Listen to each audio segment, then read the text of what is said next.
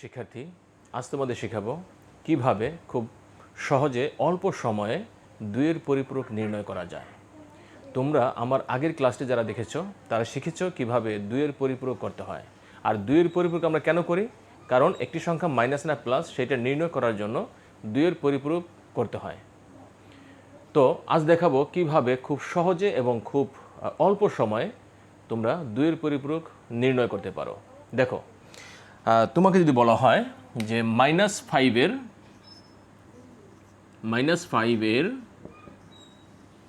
Binary মান লিখো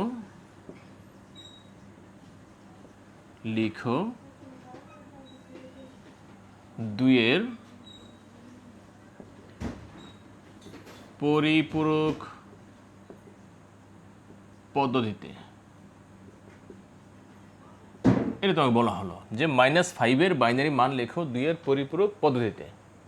তোমরা কিভাবে লিখবে আমি জানি, তারপর আমি লিখছি এবং আমি এরপর লিখবো যে কিভাবে খুব অল্প সময় লেখা যায় সেটাও শেখাবো, তোমাদের শর্টকাট মেথড শেখাবো। তো দেখো, আমরা -5-এর বাইনারি মান লেখার জন্য প্রথমে লিখবো +5-এর বাইনারি মান। আচ্ছা, +5-এর বাইনারি মান এর অর্থ হলে অষ্টমের কী থাকবে? 0 থাকবে। যেহেতু সংখ্যাটি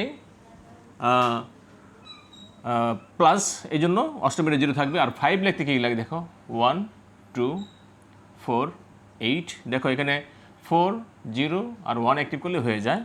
তো 5 মানে 1 0 1, এখানে 3 বিট, এখানে 1 বিট, 4 বিট, 5 6 7 8। এই হলো +5-এর বাইনারি মান। এখন আমরা এটাকে একের পরিপূরক করব। একের পরিপূরক করতে গেলে তোমরা জানো যে কী করতে হয়। একের পরিপূরক করতে হলে একবার উল্টে দিতে হয়। 1 থাকলে সেটা কি হবে? 0, 0 থাকলে কি হবে? 1, 1 থাকলে কি হবে? 0, 0 থাকলে কি হবে? 1, 0 থাকলে 1, 0 থাকলে 1, 0 থাকলে 1, 0 থাকলে 1।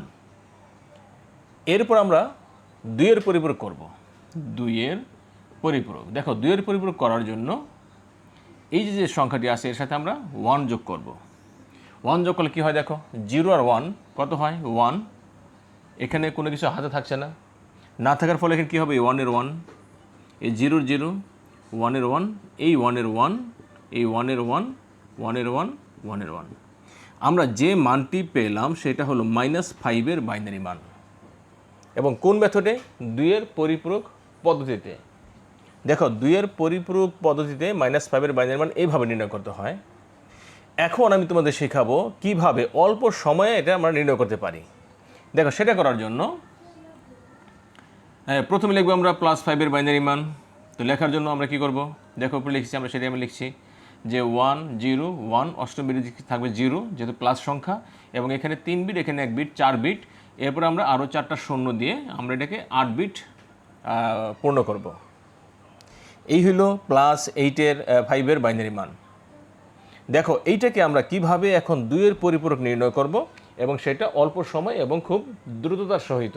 দেখো, -5-এর বাইনারি মান বের করার জন্য দেখো এই যে সংখ্যাটি আছে, আমি যদি এভাবে দাঁড়াই তাহলে আমার এই যে সংখ্যাটি আছে তার মানে আমার প্রথম যে সংখ্যা, এখান থেকে যদি আমরা বাম দিকে আসি তাহলে এখান থেকে বাম দিকে আসলে বাম দিকের প্রথম যে সংখ্যা, অথবা ডান দিক থেকে বাম দিকে প্রথম 1 পর্যন্ত যেমন ছিল তেমন থাকবে। তোমরা বুঝে নিও বিষয়টা কি, প্রথম 1 পর্যন্ত যেমন ছিল তেমন থাকবে, বাকি সব উল্টে যাবে।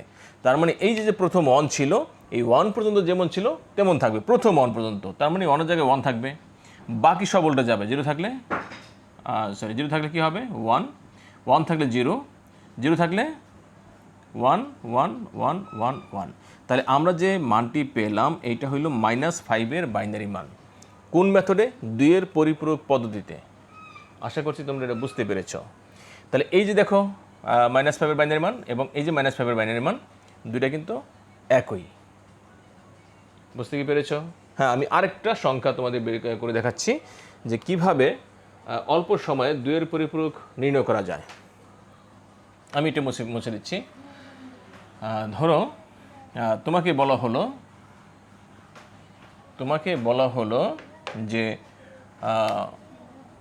-8-এর বাইনারি মান লেখো, -8-এর বাইনারি মান লিখো দুইয়ের পরিপূরক পদ্ধতিতে। এটা তুমি কিভাবে করবে দেখো।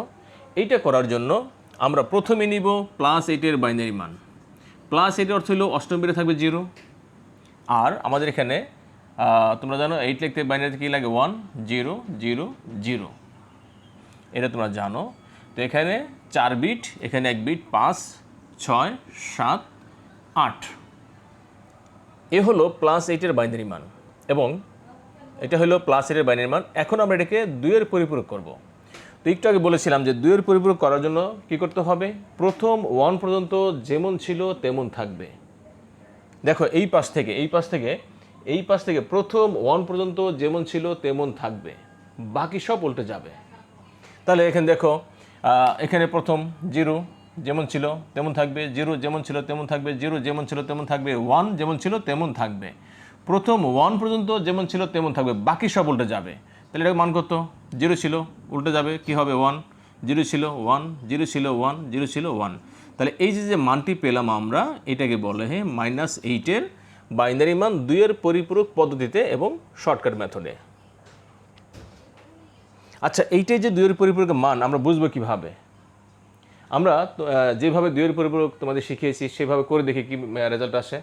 আমরা দেখো এটা যদি আমরা 2 পরিপূরক ওই মেথডে করি তাহলে কী হয় দেখো, 8 প্রথম 0 0 0 0 1 0 0 0, এটা হলো +8 বাইনারি মান। এখন আমরা কি করব, 1 পরিপূরক করব। 1 পরিপূরক, আচ্ছা 1 পরিপূরক করলে কী থাকবে, 0 থাকলে কী থাকবে 1, 0 থাকলে 1, 0 থাকলে 1, 1 থাকলে 0, 0 থাকলে 1, 0 থাকলে 1, 0 থাকলে 1, 0 থাকলে 1।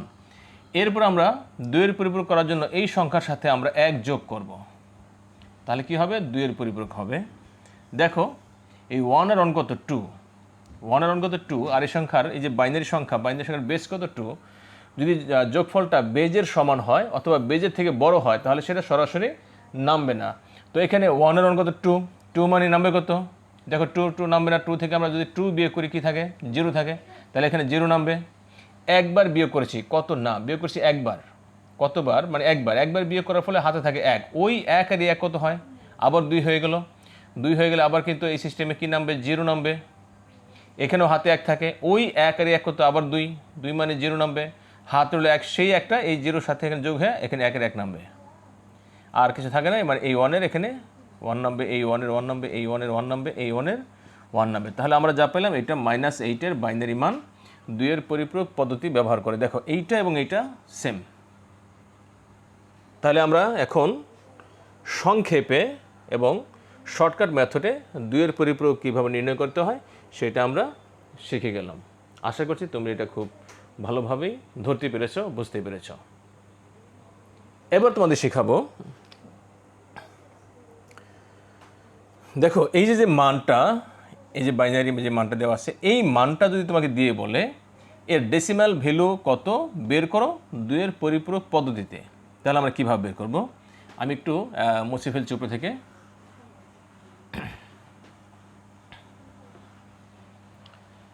ধরো এই মানটা, এই যে মানটা দিছে, বা আমি একটু উপরে লিখে দিই, ধরো -8 সমান আমরা যে মানটা পেলাম সেটা হলো 5টা 1 ছিল, 1 2 3 4 5 আর 3টা ছিল 0। এই মানটা তোমাকে দিয়ে বলা হলো যে এর ডেসিমাল ভ্যালু কত, মানে এই যে সংখ্যাটা আছে এই সংখ্যাটার ডেসিমাল ভ্যালু কত। দেখো এই সংখ্যার ডেসিমাল ভ্যালু কত 2 পরিপূরক পদ্ধতিতে, এইভাবে বলে দিল 2 পরিপূরক পদ্ধতিতে। তখন আমরা কি করব? তখন আমরা দেখব এই সংখ্যার অষ্টম বিটে কী আছে। দেখো এই যে মান সংখ্যাটা আছে, এই সংখ্যার অষ্টম বিটে কী আছে 1। অষ্টম বিটে 1 থাকার অর্থ হলো এই সংখ্যাটা মাইনাস সংখ্যা। তাহলে কি হবে, অষ্টম বিটে 1 মানে আমরা মাইনাস সংখ্যা, তাই মাইনাস চিহ্ন দিলাম। আর মাইনাস সংখ্যাকে আমরা যদি একটু বড় করি, এইটা আবার কত হয় 16 হয় না। আচ্ছা, মাইনাস সংখ্যাকে সরাসরি ডেসিমেলে কনভার্ট করা যায় না। মাইনাস সংখ্যাকে সরাসরি এই সংখ্যাটা যদি আমরা এখানে বসাই যদি কনভার্ট করি তাহলে সেটার যে রেজাল্ট আসবে সেটা সঠিক রেজাল্ট আসবে না, এটা ভুল রেজাল্ট আসবে। এবং মাইনাস কোনো সংখ্যাকে ঠিক সরাসরি এইভাবে ডেসিমেলে কনভার্ট করা যায় না। তাহলে আমরা কি করব, আমরা এই সংখ্যাটাকে আবার 2 পরিপূরক করে নিব। আচ্ছা, এই সংখ্যাটাকে যদি আমরা 2 পরিপূরক করি তাহলে কি হয় দেখো, আচ্ছা আমরা যদি শর্টকাটে করি তাহলে কী হয় দেখো, শর্টকাটে করলে হয় কি বলছিলাম, প্রথম 1 পর্যন্ত যেমন ছিল তেমন থাকবে। এদিক থেকে প্রথম 1 পর্যন্ত তাহলে 0 যা ছিল তাই থাকবে, 0 যা ছিল তাই থাকবে, 0 যা ছিল তাই থাকবে, এই যে 1-এর জায়গায় 1 থাকবে। প্রথম 1 পর্যন্ত যা ছিল যেমন ছিল তেমনই থাকবে, বাকি সব উল্টে যাবে।